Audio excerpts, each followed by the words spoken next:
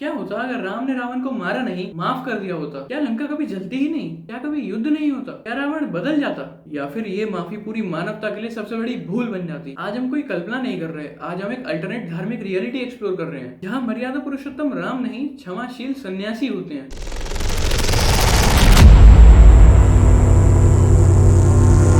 रावण सिर्फ राक्षस नहीं, वो एक शिव भक्त भी था, वो एक ब्राह्मण भी था, संगीतज्ञ भी था और एक महान राजा भी था। लेकिन उसका सबसे बड़ा शत्रु कोई और नहीं था, उसका अहंकार ही था। उसने सीता माता का हरण किया, प्रेम से नहीं, इज्जत से नहीं, अधिकार से। यह युद्ध एक स्त्री के अपहरण का बदला नहीं था, यह एक न्याय और अधर्म के बीच की टकराव थी। तो आपको क्या लगता है, क्या होता अगर राम रावण को युद्ध से पहले ही माफ कर देते? लंका कभी जलती नहीं, लाखों वानर और राक्षस सैनिकों की जान भी बचती, एक क्षमाशील राजा का उदाहरण दुनिया को मिलता। लेकिन क्या कभी अधर्म रुकता? क्या रावण सत्ता छोड़ देता? या फिर ये माफी भविष्य के रावण को लाइसेंस बन जाती? राम एक राजा थे, पर साथ ही एक आदर्श पुरुष भी। उनके हर निर्णय का फर्क सिर्फ आज नहीं, युगों तक पड़ता है। अगर रावण को माफ कर दिया जाता तो संदेश बहुत ही अलग जाता। संदेश जाता कि तुम कितने भी बड़े अपराधी हो, तुम कितना भी बड़ा पाप कर लो, पर अगर तुम्हारे पास ज्ञान है तो तुम बच सकते हो। राम ने न्याय के लिए करुणा को रोका, उन्होंने युद्ध को चुना, क्योंकि कभी कभी धर्म की रक्षा में तलवार भी उठानी पड़ती है। रावण की हार सिर्फ एक राक्षस की हार नहीं थी, वो अधर्म, अहंकार और अत्याचार की भी हार थी। राम की जीत सिर्फ तीर की जीत नहीं थी,